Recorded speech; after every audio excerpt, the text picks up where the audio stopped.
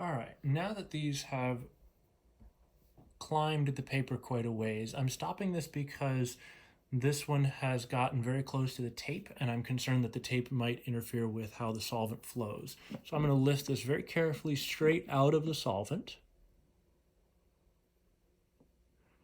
I try to do it quickly so that I don't disrupt the motion of the water and get any sloshes to it. I'm going to detach these from the pencil because I need the pencil.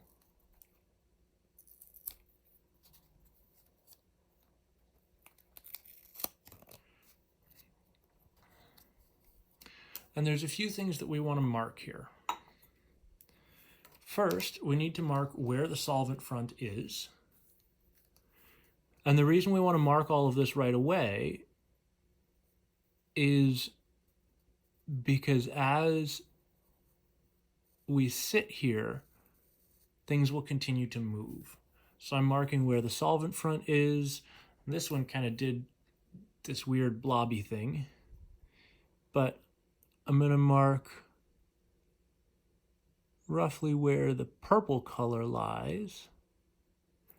And then I'm going to mark a second spot down here for where this more reddish color sits.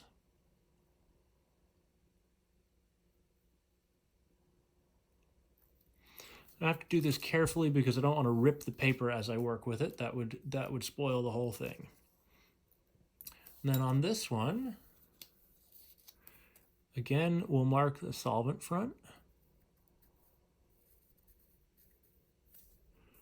And this one has several colors that we've seen here. So it's got a reddish color down here. We've got this more greenish color up here. Then we've got a little bit of a yellow tone here in the middle. Over here, it's almost reversed. So we've got a greenish color up at the top. We've got a yellowish color down here at the bottom. And then we've got this reddish color here in the middle.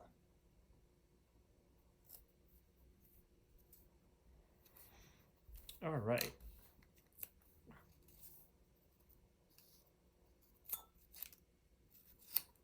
And next we're going to make some measurements.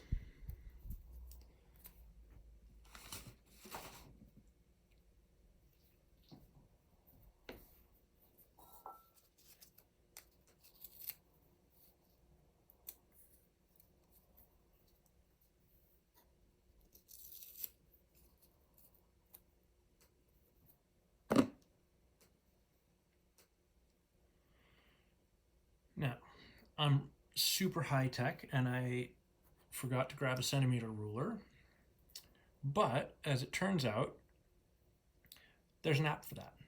Actually, this one's just a website. So this detects my screen size and makes a centimeter ruler to go alongside of it.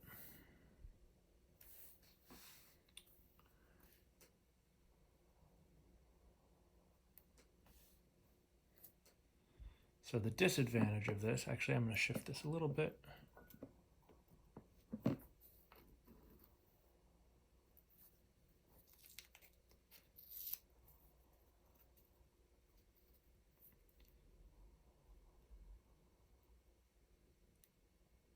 So laying this here, and I will do these again with a slightly different vantage point from above so that you can see this better. We can make measurements of where everything has moved and therefore determine the retention factor for each color dye within the overall marker. You'll notice that none of these is composed of brown ink. They're all composed of a series of inks.